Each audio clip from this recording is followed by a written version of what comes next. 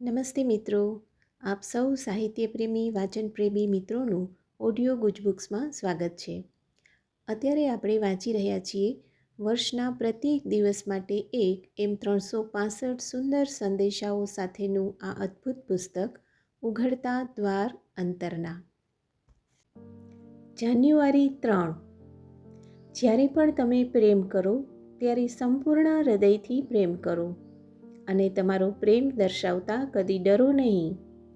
તમારા પ્રેમને ખુલ્લા પુસ્તક જેવો થવા દો, જે બધા લોકો વાંચી શકે. દુનિયાની એ સૌથી અદ્ભુત વસ્તુ છે, એટલે તમારી અંદર રહેલા એ દિવ્ય પ્રેમને મુક્તપણે વહેવા દો.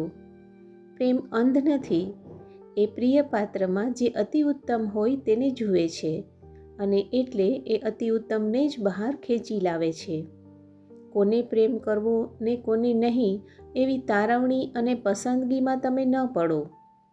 ફક્ત તમારું હૃદય ખુલ્લું રાખો અને સર્વ જીવો પ્રત્યે સમાનપણે પ્રેમને વહેતો રહેવા દો. આમ કરવું તે મારા દિવ્ય પ્રેમ વડે ચાહવા જેવું છે. એ સૂર્ય જેવો છે અને સર્વ પર સમાનપણે પ્રકાશે છે. નળની જેમ પ્રેમને કદી ચાલુ બંધ નહીં કરવો જોઈએ.